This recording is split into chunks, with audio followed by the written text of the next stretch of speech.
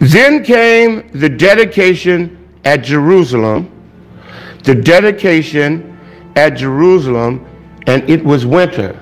Why is God letting you know it was the Feast of Dedication and it's winter?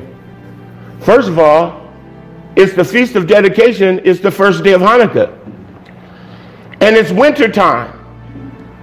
And so God is letting you know this event that you're about to read is happening in the winter time. And when the kings returned, they caused a census to be taken in order to know the number of remaining men that went with Enoch. And it was upon the 7th day that Enoch ascended into heaven in a whirlwind, with horses and chariots of fire. And on the 8th day, all the kings that had been with Enoch sent to bring back the number of men that were with Enoch in that place from which he ascended into heaven. And all those kings went to the place, and they found the earth there filled with snow, and upon the snow were large stones of snow. And one said to the other, "Come, let us break through the snow and see. Perhaps the men that remained with Enoch are dead and are now under the stones of snow." And they searched, but could not find him, for he had ascended into heaven. And it was winter. Why is God letting you know it was the Feast of Dedication and it's winter? First of all, it's the Feast of Dedication, it's the first day of Hanukkah. And it's winter time. And so God is letting you know this event that you're about to read is happening in the winter time. The name Chagai comes from the Hebrew word Chag, which is a festival, a biblical appointed day. A 7-branch menorah, but many of us believe it's 6. Of course, the central branch is the servant. These represent the 6 days of the week, and these are olive oil lamps up in here. They had a wick, and they were filled with pure olive oil. The simple purpose was to bring light into this chamber. It's the only light here, and of course God is light, and it's very important that we have light. The servant candle could represent the Holy Spirit, who gives us life and light. Then shall the kingdom of heaven be likened unto 10 virgins, which took their lamps, and went forth to meet the bridegroom. And 5 of them were wise, and 5 were foolish. They that were foolish took their lamps, and took no oil with them. But the wise took oil in their vessels with their lamps. While the bridegroom tarried, they all slumbered and slept. And at midnight there was a cry made, Behold, the bridegroom cometh, go ye out to meet him. Then all those virgins arose, and trimmed their lamps. And the foolish said unto the wise, Give us of your oil, for our lamps are gone out. But the wise answered, saying, Not so, lest there be not enough for us and you. But go ye rather to them that sell, and buy for yourselves. And while they went to buy, the bridegroom came, and they that were ready went in with him to the marriage, and the door was shut. On this 24th day of this 9th month, the month of Kislev, which refers to, at the conclusion of that day, is Hanukkah. And if we keep reading, we see that there's a hint towards Messiah. Unleavened bread, I think, represents this seed planted. Jesus said, if a seed abides alone, it never brings forth fruit, but it's got to be put in the ground and die, and then it bringeth forth much fruit. And so we have in the fertilization of the egg in the womb of the mother, this festival of unleavened bread, this fertilization.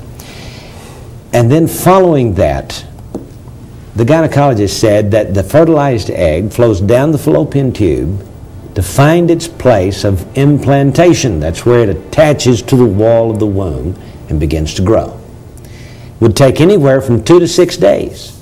And this is perfect for the timing of the festival of first fruits, which occurs anywhere from 2 to 6 days after Passover. So we have in the 3 festivals of that one Passover week, the egg fertilized and implanted where it begins to grow into a baby.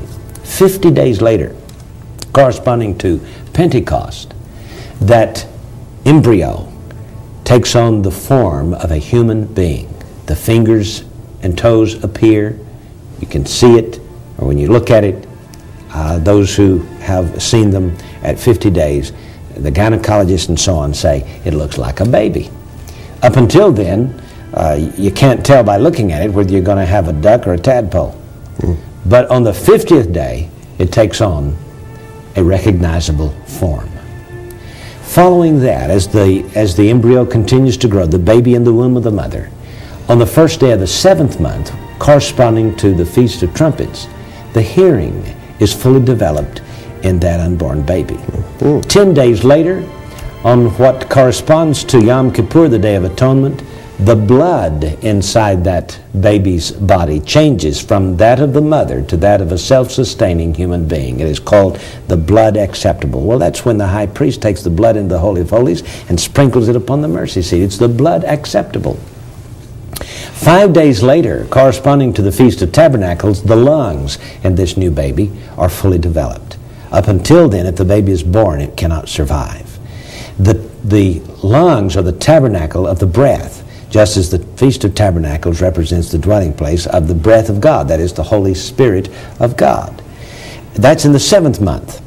Once the lungs are developed, the baby can be born and survive. But the baby is not born until the 9th month and 10 days after conception. And that brings us to Hanukkah and the 8 days of Hanukkah. Now, if this new baby that is born on Hanukkah is a Jewish boy, 8 days later, he enters the covenant with Abraham's God, and the covenant of Abraham by a little ceremony they call the Brit Milah, or circumcision, on the 8th day. Gary, it's absolutely astounding that these holy days of the Jews could picture the conception, development, gestation, and finally the birth of a human child. Because you see, 3,400 years ago, nobody knew this.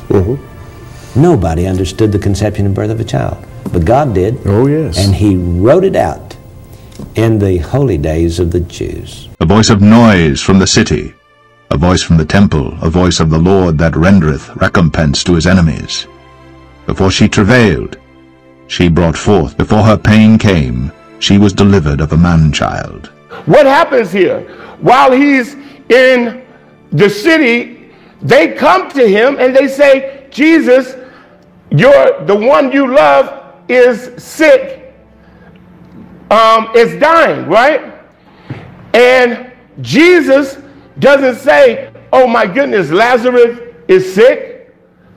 So he stays there 2 more days.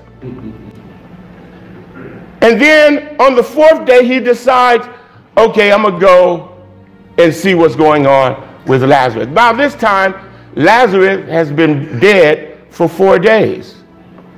It was the Feast of Dedication when he got the news. It's now the 4th day of Hanukkah, and now he's on his way to go and resurrect Lazarus from the dead. So this resurrection of Lazarus from the dead, he's resurrecting someone who is Jewish, but the Greek wrote his name as Lazarus because Eleazar, which is the helper in Hebrew, is Lazarus in Greek. So he's like, Lazarus is dead, but in Hebrew they're saying Eleazar, the helper, is dead. So Christ stands there and he calls forth Eleazar from Bethel, which means a miserable place, the house of misery. He calls him out of the house of misery, and Eleazar comes forth and he says, take off his grave clothes. Matthew 24 is Hanukkah revisited. Everyone wants to understand Matthew 24, but they don't want to understand Hanukkah. For heaven's sake, Matthew 24, what God is telling us is Hanukkah is going to happen again. Do you remember what I read? What happened? How it was what? Winter, right? And how it was the Sabbath day. It was when it was so horrible, when so many of them were killed. And they all fled to the desert immediately into caves when they saw this happening. Well, with Matthew 24:15, Remember I told you about the abomination of desolation, which is all about Hanukkah, and how Josephus said this was the fulfillment of it? If you don't understand your Hebrew roots, you don't see Matthew 24 is Hanukkah is going to happen again. Look at this. Matthew 24:15. When you therefore see the abomination of desolation spoken of by Daniel the prophet stand in the holy place, whoever reads, let him understand. In other words, he's saying, this is Hanukkah all over again. That's what he's saying here. Let them which be in Judea flee to the mountains. What did the Maccabees do? They fled to the mountains. Let him which is on the housetop not come down to take anything out of his house. What did they do? They left all their substance. They didn't take anything. Neither let him which is in the field return back to take his clothes. Woe to them that are with child, to them that give suck in those days. But pray that your flight not be in the winter. When did Hanukkah happen? Nor on the Sabbath day. What happened on the Sabbath day? 40,000 got killed. I mean, when they're hearing Yeshua saying this, they're going, oh my goodness, what happened 168 years ago at Hanukkah is going to happen again. For then shall be great tribulation, such as was not since the beginning of the world to this time, no, nor ever shall be. In other words, you thought Hanukkah was bad 168 years ago. It's going to be just like it and 10 times worse. So that's why you have to know Hanukkah. You have to understand the whole idea of dedication. God is giving you this typology of him resurrecting or calling Eleazar. Why does he do that? Why does he stand outside of the tomb and yell, Eleazar, come forth? Knowing that when God speaks from heaven, when he says, come up here. For the laws of these people are worthless. For one cuts a tree from the forest, work for the hands of a craftsman with a cutting tool. They beautify it with silver and gold, and they strengthen it with nails and hammers so that it does not topple over. That's exactly what we do. That's a Christmas tree. Thus will I accomplish my fury upon them. Then shall ye know that I am the Lord, when their slain men shall be among their idols round about their altars, upon every high hill, in all the tops of the mountains, and under every green tree, and under every thick oak, the place where they did offer sweet savour to all their idols. The next one I was recalling was one that my wife had, where she saw my children were in swings at a park, and suddenly at the park all of the children disappeared. And she asked someone where the children went, and they said, don't worry, they'll be back. But they never came back. And then out of the sky dropped Christmas presents, and she saw that the Christmas presents were the things that she had bought for the kids, but she knew she wouldn't be able to give it to them because they wouldn't be here for Christmas. And it shall be on that day, declares Yod-Heh-Waw-Heh, Master Yod-Heh-Waw-Heh, that I shall cause the sun to go down at noon, and shall darken the earth on a day of brightness, and shall turn your festivals into mourning. There is not one festival, celebration, holiday in the nations that's bigger than Christmas, period. I can't think of one. Easter may come close, but not everyone celebrates that, right? Everyone across the world celebrates Christmas. So one possibility is that this 7 that I keep seeing is a 7-day feast. I thought for a while it would be Tabernacles, but it could be Hanukkah as a second Tabernacles.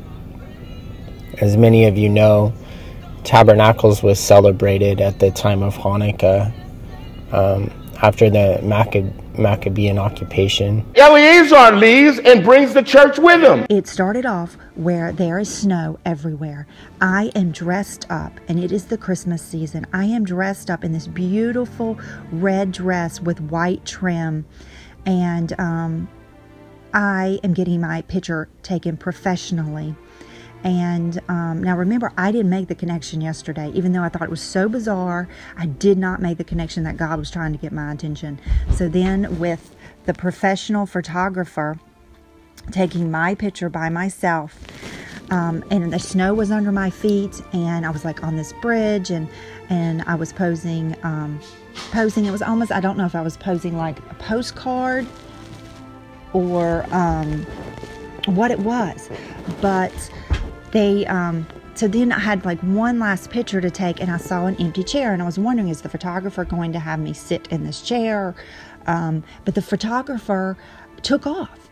And so I start walking around looking to try to figure out where is the photographer. And as I start walking around, I see there is tons of, like, rows and rows of chairs around this big white stage. And it's like the stage is down below, excuse me, and all these chairs are everywhere around the stage, and sea of chairs keep on going, and every single chair was filled. Was filled. So there's people everywhere. And this lady, this elderly lady that's from my church, walked up to me and she said, like, "Are you ready?" But when does it happen? Hanukkah. In this dream, my wife and daughter and I were in our home here, and an angel appeared to us. An angel came into the room, and he asked us to follow him and to go with him because it was the rapture. It was the time of the rapture. So I remember going out through the door of our home and out into our yard, and to my surprise, when I looked out into the yard here, there was the most beautiful red Santa's sleigh that I had ever seen in my life. I mean, I wish I could find a picture that looked like this sleigh. I don't think it's possible. It was just a very beautiful looking sleigh, you know. And the angel asked us to get in that sleigh. Again, this was so real. I can't emphasize how real this was. It was more like a vision. We got in this sleigh, and the angel pulled that sleigh, and we started going in that sleigh. And I can remember going out to the end of my driveway, right out this way, and I can remember going through the air, and we were, like, I have a lot of trees on my property. They're about 50 foot tall, these trees.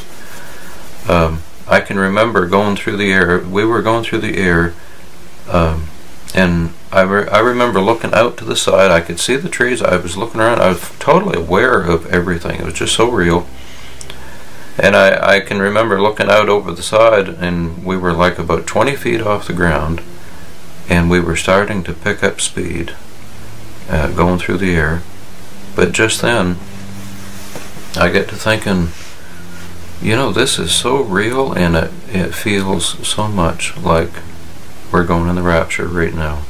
And all of a sudden, the whole thing they begin to shake. All the fish on there begin to shake.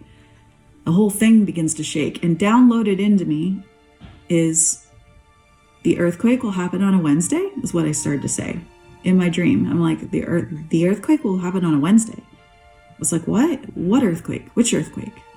And as I started to wake up out of the dream, and it was like the earthquake. I think it's going to be the earthquake of all earthquakes that probably shake this planet and wake up the dead in Christ.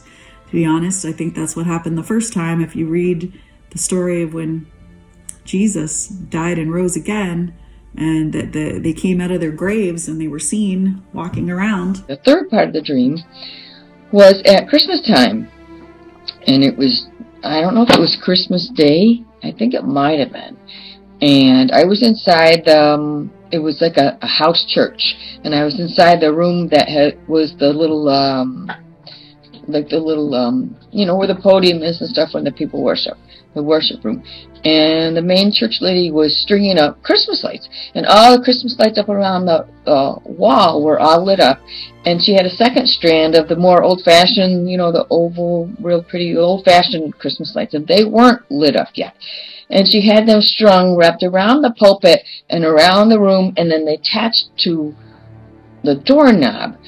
And there were people coming up. There were people inside the church room, and there were people coming up the stairs, which is just about 5 steps, come into the church. And when they would pull on the door was partially open, and they would pull on the string of Christmas lights that were attached around the pulpit. And the lady who strung this up, she was excited, like a surprise was going to happen when they pulled on the strand of Christmas lights. I don't know what that means, but I think what that means is there's going to be some type of a surprise at Christmas. I don't know. And as far as what the door symbolizes and what the people on the steps mean versus the people already inside the church building, are those people that are going to be saved and they're passing through the door of salvation? Or does the door represent a rapture? I don't know what it means. I know I was on the inside and they were on the outside, and there was a happy surprise coming at Christmas. It's a Wednesday this year, Christmas and Hanukkah, and I thought, okay. Hope you're not getting me like so excited, Lord, again for another year to be here. But I mean, I don't know. I really don't. But I just really felt like led to share all of this with you guys, to put all these little breadcrumbs together. The end is come upon my people of Israel. I will not again pass by them any more. And the songs of the temple shall be howlings in that day, saith the Lord God. There shall be many dead bodies in every place. To them that are with child, to them that get stuck in those days, but pray that your flight not be in the winter. When did Hanukkah happen? Nor on the Sabbath day. What happened on the Sabbath day? 40,000 got killed. I mean, when they're hearing Yeshua saying this, they're going, oh my goodness, what happened 168 years ago at Hanukkah is going to happen again. And speaking of a Wednesday, Sister Jasmine, Watchwoman for Christ channel, if you've seen her little one, I mean, I think he was 3 or something. He goes, this is the sweetest thing. You have to check out her channel. He goes, Jesus coming on a Wednesday. And she's like, what did you say, baby? And he's like, Jesus is coming on a Wednesday. And she's like, how do you know the word Wednesday? Like, I didn't teach you the days of the week. Like, how do you know that? And that's kind of always stuck with me. So when I got this dream about the fish shaking, and I think of the rapture fish, the 153 fish, you know, fish being taken, and the earthquake will happen on a Wednesday. Like, I don't know. I just couldn't help but smile, and I thought, oh my goodness. What if Christmas was interrupted this year? What if after it was interrupted, 2 witnesses for God showed up in the world? And what if those 2 witnesses caused all kinds of plagues as they're preaching to the world about Jesus Christ and the false prophet not being truly God? And what if after they started prophesying that every year they were bringing so many plagues on human beings that they couldn't do the normal things that they wanted to do? And so every year people are wishing these 2 prophets could die, because if they died, they could get back to life as normal. But the second year comes around and they're still turning water into blood. People having problems, they're causing it not to rain, so there's no vegetation. And they're bringing these plagues on the world for 3.5 years. And then for the next 3rd year, they're doing it again, and the Antichrist is speaking out against them and telling the world that they're evil. They're trying to keep them from the utopia he's trying to give them. And finally, the Antichrist captures them and kills them. And then the whole world celebrates and says, hallelujah. Did you hear? On CNN this morning, they killed the 2 prophets, and their bodies are still laying in the street. And he says, and the Antichrist won't even give them a funeral because he's so mad at them. And the people are saying, good for them. Let them stay there. Because of them, we haven't been able to celebrate Christmas since they came on the scene. So they said, so CNN comes on and says the whole world, everything's back open. You're able to now send gifts to each other. And the whole world's happy. And they're just ecstatic over the fact that these 2 prophets have been killed. Now, the question that the Lord gave me on Wednesday night before I came in on Thursday morning was, why are these people so happy that they can give gifts to each other once again. What was interrupted that all of a sudden they could not give gifts to each other? And the only celebration we know where everyone worldwide is no individual celebration, everyone worldwide is giving gifts. And the whole world is going to be celebrating at this time. The two prophets have been killed, and we can now go back to normal life. God said this is part of prophecy, and just as Israel became a nation again, this is going to happen in the tribulation. And so it's very good for you to understand how important God has made Hanukkah. There's a link of Sukkot to Hanukkah. The final seal of Yom Kippur, of Shana Rabbah, the final seal is not over until when? Hanukkah. Till Zod Hanukkah. So you see there's a connection between Sukkot and Shana Rabbah and Hanukkah. The final seal is not finished until Hanukkah. You still have a chance. Now let's speak about why Hanukkah comes after Sukkot. Historical linkage, halachic linkage, and Kabbalistic linkage between Hanukkah and Sukkot. So if you look in the book of the Maccabees, that's in the back of the Birnbaum Siddur, the final year of the War of Liberation from the Greeks, they say there, the battle took place when? On Sukkot. So they could not celebrate Sukkot, the Maccabees. So they took a lulav on what we today call Hanukkah. The Sefer Hashmonaim says they took a lulav and esrog. They couldn't do it on Sukkot. When did they do it? What we call today Hanukkah. So you see that that Hanukkah, as far as the Maccabees were concerned, is a makeup for what? Sukkot is 8 days, Hanukkah is 8 days, and actually the book on Maccabees says that they took a lulav and esrog and what we would call Hanukkah today. That's what it says in the book of the Maccabees, Sefer Hashmonaim. Now you see the Beis Shammai, we'll get to it soon, Beis Shammai took the concept of Sukkot in their Hanukkah. We the Jews wrote unto you in the extremity of trouble that came upon us in those years, from the time that Jason and his company revolted from the Holy Land and kingdom, and burned the porch, and shed innocent blood. Then we prayed unto the Lord, and were heard. We offered also sacrifices and fine flour, and lighted the lamps, and set forth the loaves. And now see that ye keep the Feast of Tabernacles in the month Caslu.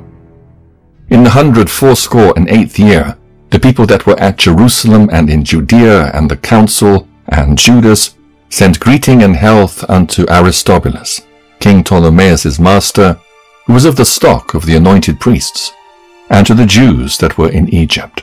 Blessed be our God in all things, who hath delivered up the ungodly.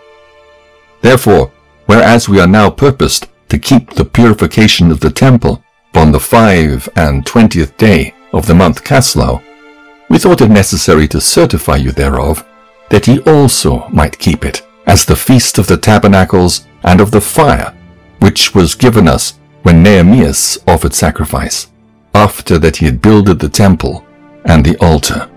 So you see, the message of Hanukkah and Sukkot is identical to Parsume Nisa, to publicize the miracle. Which miracle? Of Jewish survival against all odds.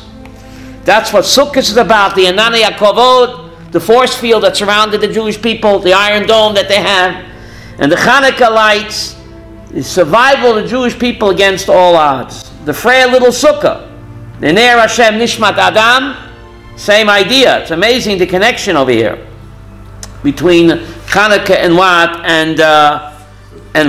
Sukkot. And therefore Hanukkah is 8 days, Sukkot is 8 days. You say a Hallel on 8 days of Sukkot, full Hallel. You say Hallel full 8 days of what? Of Hanukkah. Now, upon the same day that the strangers profaned the temple, on the very same day it was cleansed again, even the 25th day of the same month, which is Caslu. And they kept the 8 days with gladness, as in the Feast of the Tabernacles, remembering that not long afore they had held the Feast of the Tabernacles when, as they wandered in the mountains and dens like beasts. They were defiled by the dead. And Tumas Mesai is how many days? 7. All the Gehanim were Tomei Mes. They were all warriors. Any oil that squeezed before day 8 would become what, Yael? Tomei. So God had to accommodate them. Only after 7 days of Tumas Mes, they got spritzed with the red cow ashes, went to the mikveh, and only on day number 8 were they able to what? Kvetch oil. All other oil will become Tomei. So therefore the miracle accommodated them until the Tumas Mes was over after 7 days, and day number 8 they were able to get oil without making it Tomei. In the 24th day of the 9th month, in the 2nd year of Darius, came the word of the Lord by Haggai, the prophet, saying, Thus saith the Lord of hosts, Ask now the priests concerning the law, saying, If one bear holy flesh in the skirt of his garment, and with his skirt do touch bread, or pottage, or wine, or oil, or any meat, shall it be holy? And the priest answered and said, No. Then said Haggai, If one that is unclean by a dead body touch any of these, shall it be unclean? And the priests answered and said, It shall be unclean. Then answered Haggai and said, So is this people, and so is this nation before me, saith the Lord. And so is every work of their hands, and that which they offer there is unclean. They were defiled by the dead. And Tumas Mesai is how many days? 7. All the Gehanim were Tomei Mes. They were all warriors. Any oil that squeezed before day 8 would become what, Yael? Tomei. Sukkot and Hanukkah are connected. Father Maccabees, that Hanukkah is a makeup for Sukkot. In Sukkot it says in Pashas Emor, V'lekachtem lechem pri eitz Hadar. Hadar. So the halacha took this beautiful Hadar from Sukkot and applied it to Hanukkah, so you have Mahadrim in a Mahadrim. It gets even more fascinating, Beryl. The Mishnah says, Sukkah lamala me'esrim amma psula. If a sukkah is higher than 20 amas, it's what? Puzzle. Because there's no persume nisa, because you can't see the schach. And gam nerot Hanukkah lamala me'esrim amma, gam nerot Hanukkah, if it's more than 20 amas, it's also puzzle, because you can't see persume nisa. You can't see the schach of the sukkah if it's 20 amas high. It's possible, and the halacha connects it. Neres Hanukkah, if it's 20 amas high, it's possible you cannot see the miracle either. So again, you have the linkage, Ira, between what? Sukkot and Hanukkah. Consider now from this day and upward, from the 24th day of the 9th month, even from the day that the foundation of the Lord's temple was laid, consider it. Is the seed yet in the barn? Yea, as yet the vine and the fig tree, and the pomegranate, and the olive tree hath not brought forth. From this day will I bless you. The parsha of Yosef's dreams always comes out around Hanukkah. What's the connection between Yosef's dream and Hanukkah? Always comes out. What's the connection? Yosef dreams about bundles of wheat, and he dreams about the sunlight and the moonlight. Yes?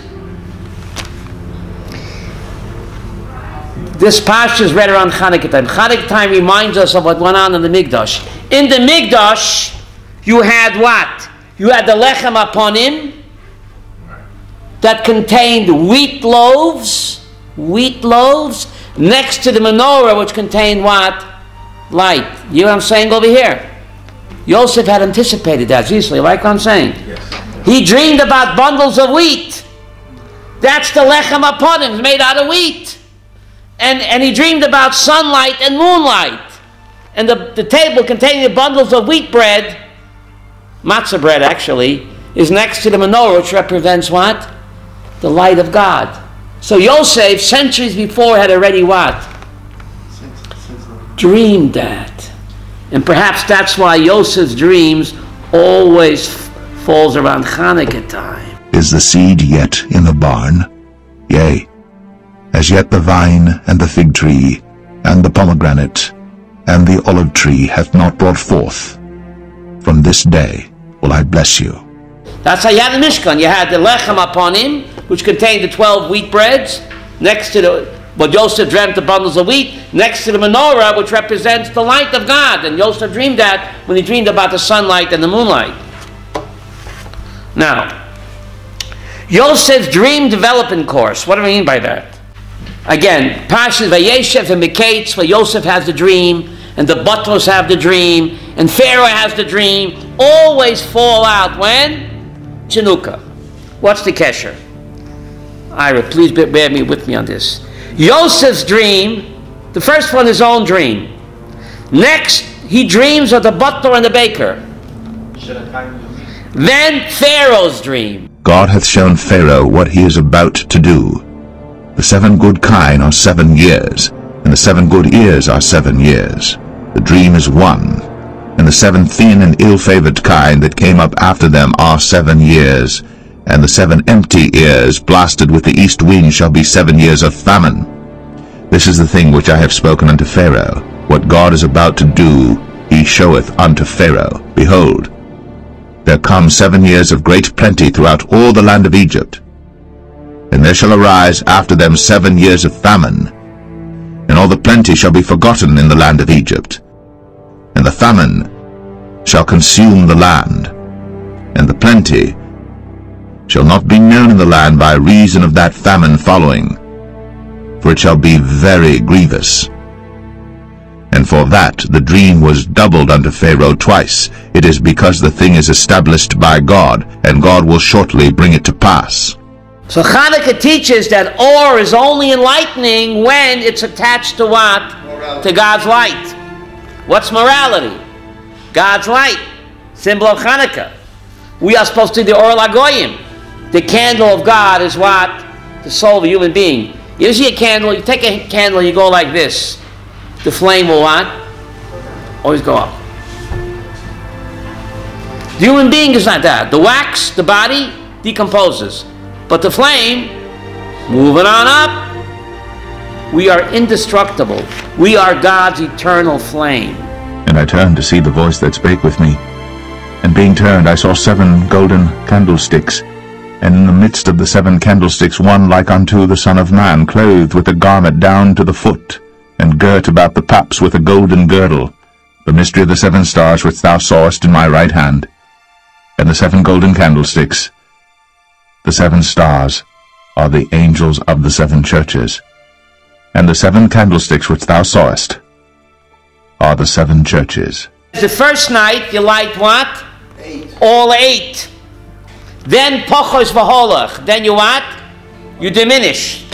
Corresponding to the Porach Chag of Sukkot. They tie it just like the bulls of Sukkot. The first day of Sukkot they brought 13 bulls. That's no bull. Then 12. Then 11, then 10, pochos v'holech. So Beishamai says, so Sukkot is like what? Hanukkah like Sukkot, just like on Sukkot, pochos v'holech.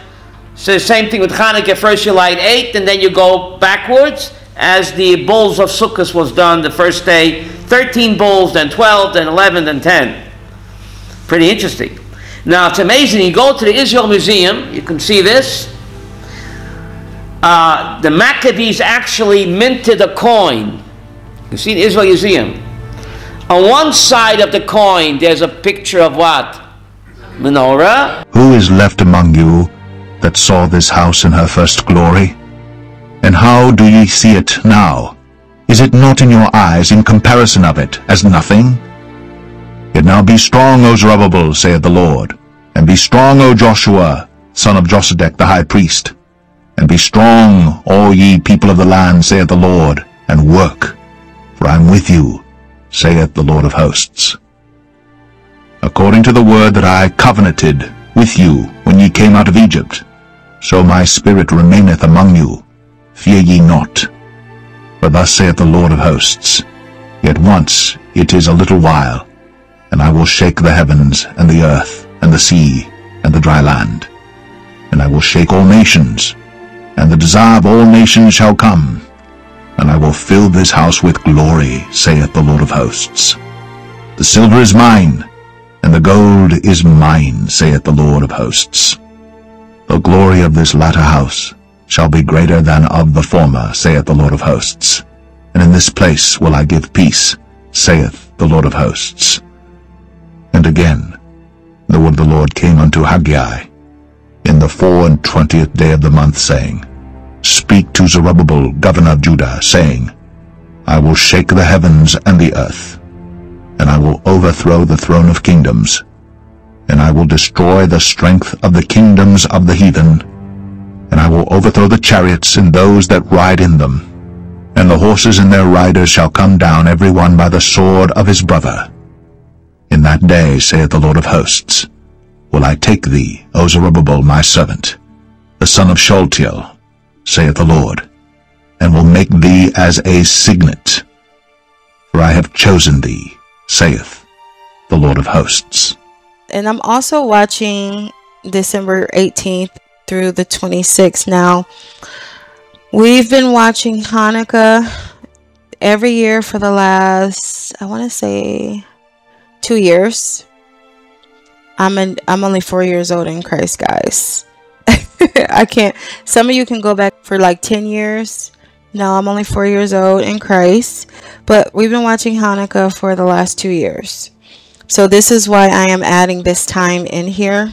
If the Lord does tarry, I feel so strongly that Hanukkah is really the time of Jacob's trouble, and could even be the time of the 40 days that the rain is upon the earth. And I think you guys will understand why. So Hanukkah is from the 18th through the 26th. This is obviously not on the delayed calendar.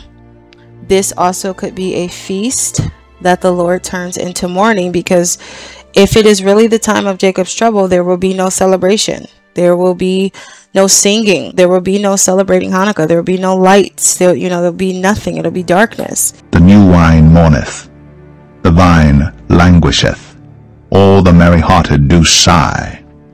The mirth of tabrets ceaseth, the noise of them that rejoice endeth, the joy of the harp ceaseth.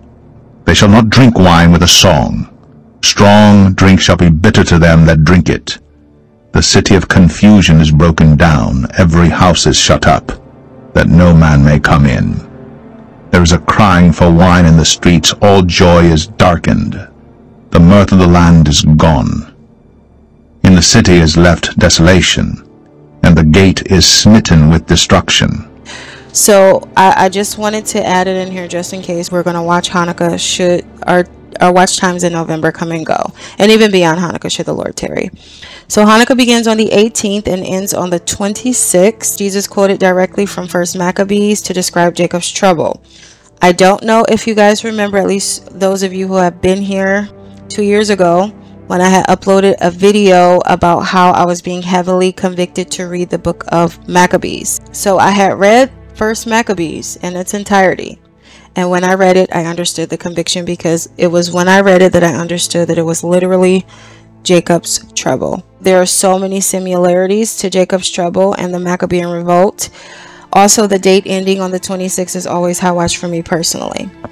Enoch is tied to the Feast of Dedication. Enoch means dedicated. He is the seventh from Adam. He never dies. The seventh church that concludes church history never dies, but is translated just like Enoch. Enoch is just like us, translated before the flood. We're translated before Jacob's trouble. Noah is preserved through the flood. Jacob is preserved through Jacob's trouble. So we can see an association here. We see an association between the Festival of Lights and the 10 virgins. We talked about that in that video, I believe. We see the correlation between the menorah lamp of Hanukkah and the 7 churches' lampstands, and Jesus being in the midst of those lampstands, and those lampstands burning before the throne. At the Rapture and Revelation 4 of John's vision, Jesus also celebrated this feast in John's Gospel, John 10. And it was at Jerusalem, the Feast of Dedication, and it was winter. So I hope you guys can see this, but I tried to color code this so that you guys can easily see the similarities from the book of Maccabees and from what Jesus is teaching about Jacob's trouble. In Matthew 24, it says here, he and his sons fled to the mountains, leaving behind all they owned. And then Jesus says in Matthew 24, then let them which be in Judea flee into the mountains.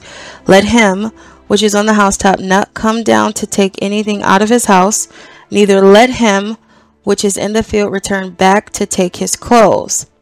And then it says in the green, the Israelites who are seeking to be right with God through obedience to the law went out to live in the wilderness. And then it says down here in green, they had gone out into hiding into the wilderness. Then it says in Revelation 12 concerning the woman, which is Israel, and the woman fled into the wilderness, where she hath a place prepared of God, that they should feed her there 1,203 square days, 1,260 days. Jesus says, but pray your flight be not in winter, neither on the Sabbath. Then it says during the Maccabean revolt, taking their children, their wives, and their livestock with them, because of the terrible oppression they were suffering. Jesus says in Matthew 24, and woe unto them that are with child, and to them that give suck in those days. And then the purple is to just show you they're in Jerusalem. The report soon reached the king's officials and the soldiers in the fort at Jerusalem that some men who had defiled the king's command, when ye therefore see the abomination of desolation spoken by the prophet Daniel stand in the holy place, whoso readeth, let him understand. So the Sabbath and winter equals Hanukkah. The Sabbath would be the sabbatical when Jesus returns during the Shemitah and 2031. Hanukkah is in winter. Jesus is saying, pray your flight. Do not be on the Sabbath, because Jesus is not returning to the Sabbath in 2031 on Yom Kippur. And he's also saying, pray your flight not be in winter, because Hanukkah is in the winter. On the Sabbath and on the winter is Jacob's trouble. Another place in Matthew 24 and 1 Maccabees chapter 2, verses 32 and 38. It says, a large force of soldiers pursued them, caught up with them, set up camp opposite them, and prepared to attack them on the Sabbath. So the enemy attacked them on the Sabbath and killed the men, their wives, their children, and their livestock. 1,000 people died.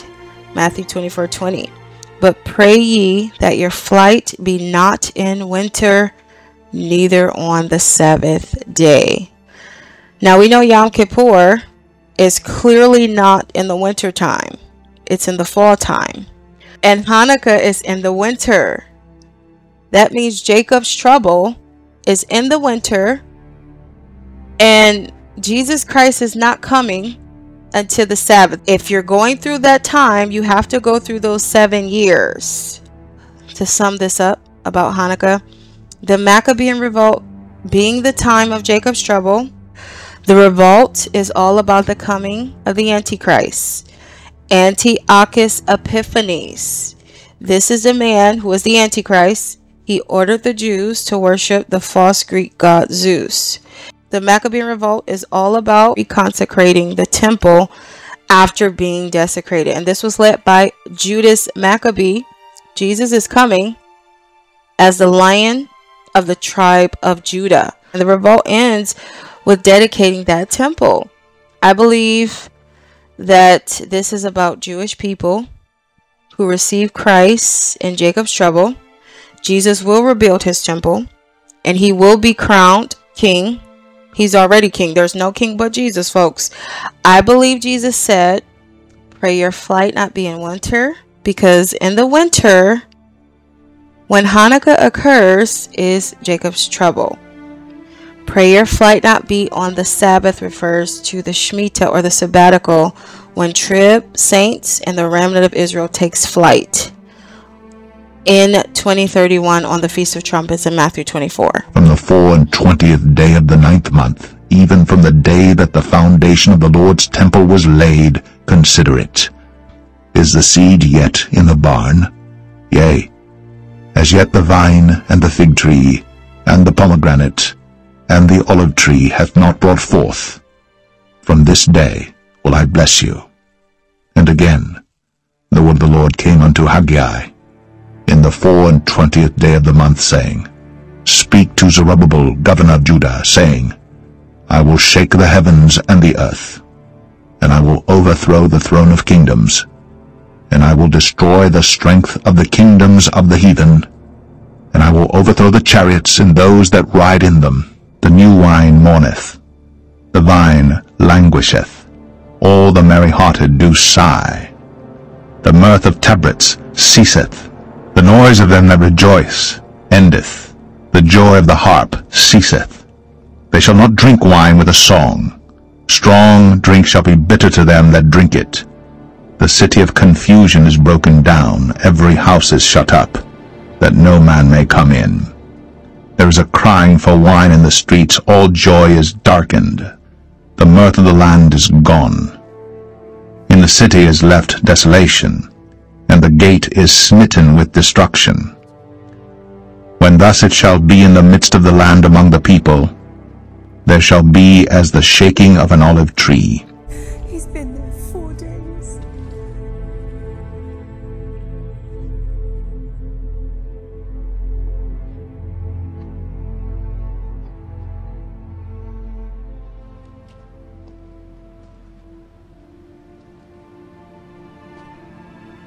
Lazarus.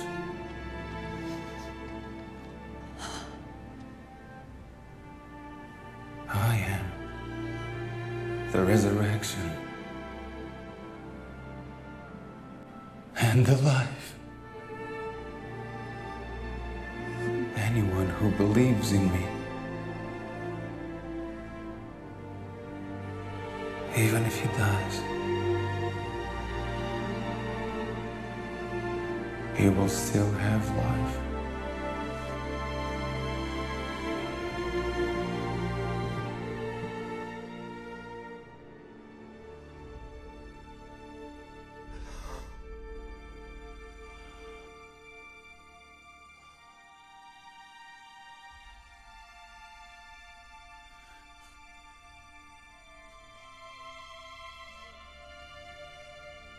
Blessed be our God in all things, who hath delivered up the ungodly.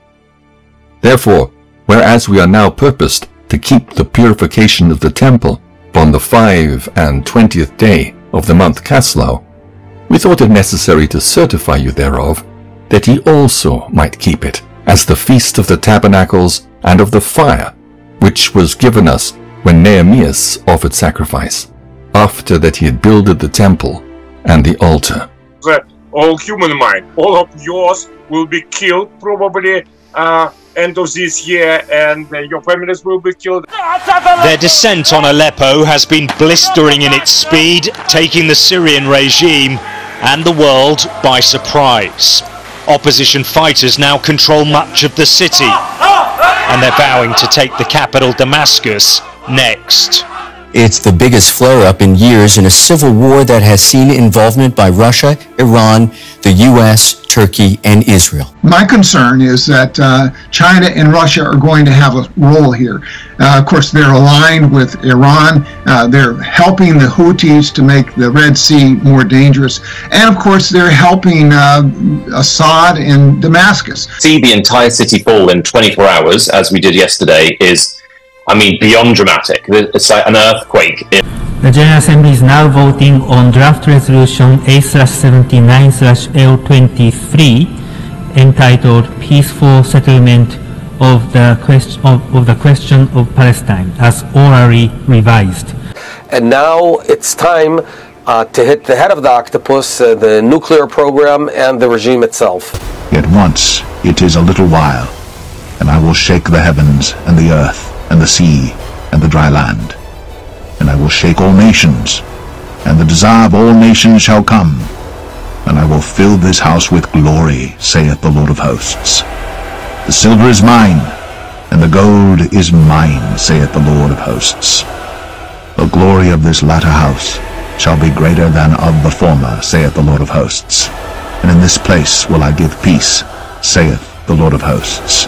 And again, the word of the Lord came unto Haggai in the 24th day of the month, saying, Speak to Zerubbabel, governor of Judah, saying, I will shake the heavens and the earth, and I will overthrow the throne of kingdoms, and I will destroy the strength of the kingdoms of the heathen, and I will overthrow the chariots and those that ride in them, and the horses and their riders shall come down, every one by the sword of his brother. The land shall be utterly emptied and utterly spoiled. For the Lord has spoken this word. The earth mourneth and fadeth away, the world languisheth and fadeth away, the haughty people of the earth do languish. The earth also is defiled under the inhabitants thereof, because they have transgressed the laws, changed the ordinance, broken the everlasting covenant. Therefore hath the curse devoured the earth, and they that dwell therein are desolate. Therefore the inhabitants of the earth are burned, and few men left.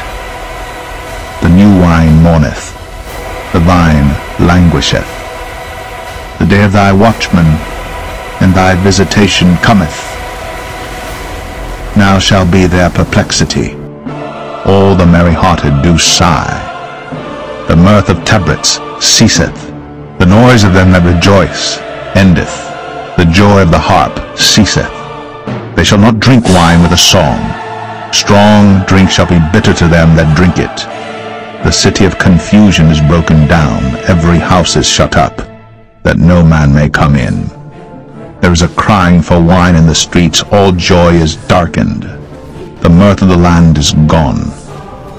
In the city is left desolation, and the gate is smitten with destruction. The end is come upon my people of Israel. I will not again pass by them any more. And the songs of the temple shall be howlings in that day, saith the Lord God. There shall be many dead bodies in every place. And it shall come to pass in that day, saith the Lord God, that I will cause the sun to go down at noon, and I will darken the earth in the clear day, and I will turn your feasts into mourning, and all your songs into lamentation, and I will bring up sackcloth upon all loins, and baldness upon every head, and I will make it as the mourning of an only son, and the end thereof as a bitter day. Behold, the days come, saith the Lord God, that I will send a famine in the land, not a famine of bread, nor a thirst for water, but of hearing the words of the Lord. Then let them which be in Judea flee into the mountains. Let him which is on the housetop not come down to take anything out of his house, neither let him which is in the field return back to take his clothes. And woe unto them that are with child, and to them that give suck in those days. But pray ye, that your flight be not in the winter, neither on the Sabbath day. For then shall be great tribulation, such as was not since the beginning of the world to this time, no, nor ever shall be. But of the times and the seasons, brethren, ye have no need that I write unto you. For yourselves know perfectly that the day of the Lord so cometh as a thief in the night. For when they shall say peace and safety, then sudden destruction cometh upon them, as travail upon a woman with child, and they shall not escape. The day of thy watchman and thy visitation cometh. Now shall be their perplexity. Says, turn from your sin, for all this society is about to come under the justice of God.